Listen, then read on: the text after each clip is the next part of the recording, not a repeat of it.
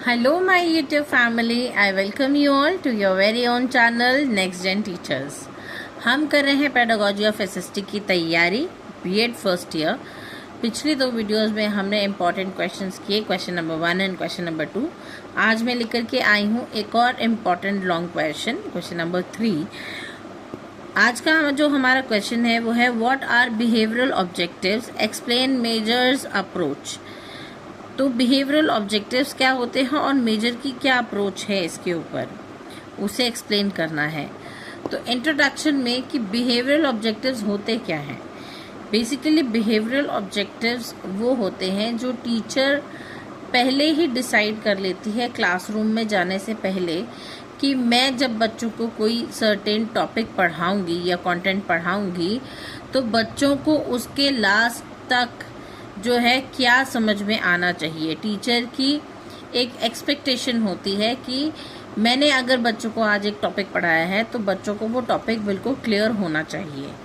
ठीक है, उसे हम लर्निंग ऑब्जेक्टिव या बिहेवियरल ऑब्जेक्टिव भी कहते हैं।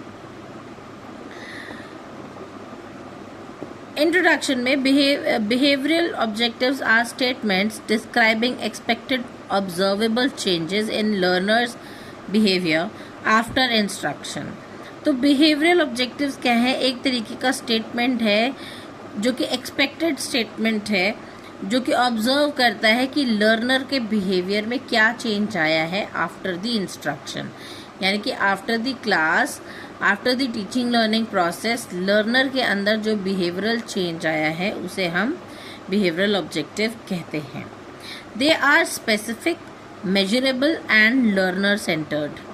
तो बिहेवियरल ऑब्जेक्टिव्स कैसे होते हैं, स्पेसिफिक होते हैं, मेजरेबल होते हैं और लर्नर सेंटर्ड होते हैं।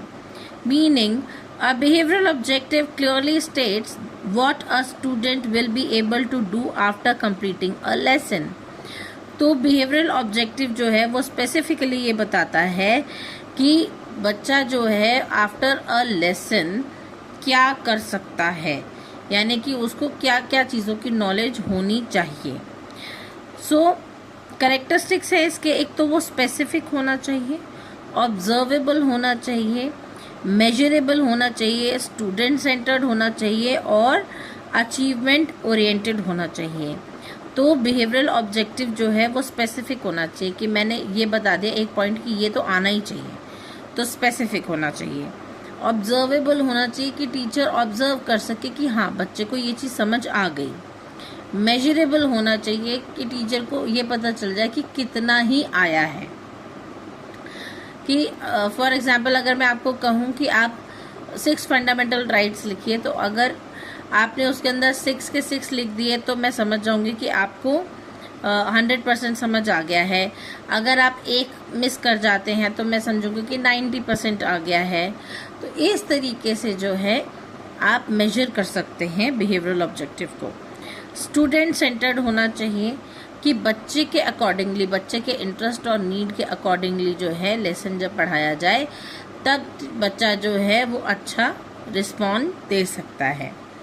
अचीवमेंट ओरिएंटेड होना चाहिए, यानी कि बच्चा उससे कोई ना कोई चीज़, कोई ना कोई नॉलेज जो है वो ज़रूर अचीव करे, उसको ही हम कहते हैं बिहेवियरल ऑब्जेक्टिव।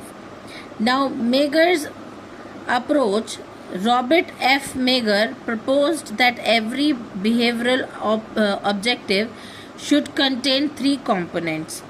अब मेगर कहते हैं कि हर एक बिहेवियरल ऑब्जेक्टिव जो है उसके 3 कंपोनेंट होते हैं।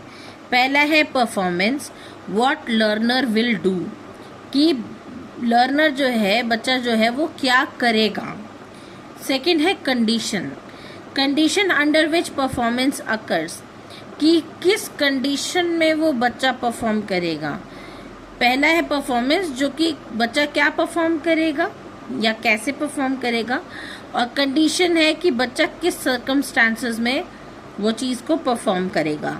और तीसरा है क्राइटेरियन, जो कि लेवल ऑफ एक्सेप्टेबल परफॉर्मेंस, पता चल सके कि बच्चे ने कितना ही अच्छा किया, 10%, 20%, 90%, 100%, कितना बच्चे ने अच्छा परफॉर्म किया।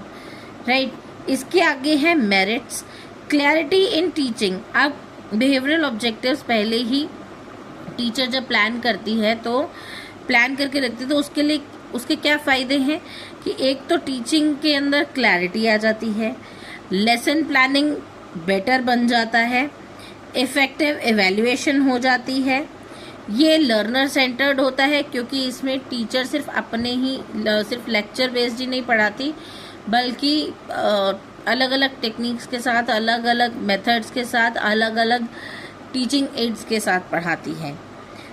और ये इम्प्रूव करता है इंस्ट्रक्शनल इफ़ेक्टिवनेस कि टीचर ने जो बच्चे को पढ़ाया है उसकी इफ़ेक्टिवनेस जो है उसको भी इम्प्रूव करता है, राइट। लेकिन इसकी कुछ लिमिटेशंस भी हैं। अब लिमिटेशंस में क्या है, एक तो it is difficult to write for affective objectives, तो अफेक्टिव ऑब्जेक्टिव्स को लिखना बहुत मुश्किल है। दूसरा, ये बहुत ज़्यादा टाइम कंज्यूमिंग होता है कि इसमें बहुत ज़्यादा समय लगता है। और overemphasise on measurable outcomes, कि ज़्यादातर जो आउटकम मेजर कर लिया जाए सिर्फ उसी के ऊपर ही एम्फसाइज करते हैं, बाकी चीज़ें छोड़ देते हैं। फॉर एग्जांपल, अगर मैंने आपसे पूछा कि डेमोक्रेसी क्या है और आप उसकी मुझे प्रॉपर तरीके से लाइन नहीं बता पाए जितनी मैं एक्सपेक्ट कर रही हूँ, तो मुझे लगेगा कि आपकी जो नॉलेज है वो इनफ नहीं है, ठीक है। उसको मैं किसी परसेंटेज में, किसी नंबर में उसको मैं मेजर नहीं कर सकती।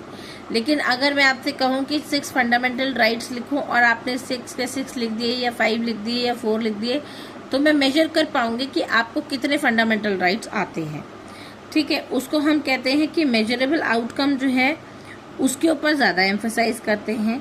क्रिएटिविटी में भी इग्नोर, यहाँ पर जो है क्रिएटिविटी बच्चे की इग्नोर हो सकती है। Not suitable for all learning experiences, तो ये जो मेजर्स अप्रोच है ये सारे टीचिंग एक्सपीरियंस के लिए, लर्निंग एक्सपीरियंस के लिए जो है सूटेबल नहीं है, ठीक है जी। इसका कंक्लूजन है, measures approach provides a systematic and scientific method for writing instructional objectives and improving teaching effectiveness। तो मेजर्स अप्रोच जो है वो साइंटिफिक मेथड है राइटिंग इंस्ट्रक्शनल ऑब्जेक्टिव्स या फिर बिहेवियरल ऑब्जेक्टिव्स को लिखने के लिए एक साइंटिफिक मेथड है, और टीचर की जो टीचिंग है उसको और ज़्यादा इफ़ेक्टिव बनाने में ये हेल्प करता है।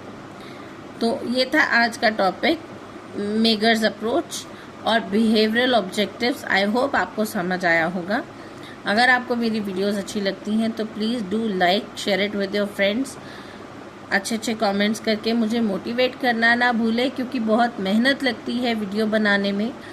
और हाँ, आगे आने वाले और इम्पोर्टेंट क्वेश्चंस के लिए मेरा चैनल सब्सक्राइब ज़रूर कर लें ताकि आपको और आने वाली वीडियोस की नोटिफिकेशन ज़रूर मिल जाए। मिलते हैं अगली वीडियो में, तब तक के लिए थैंक यू।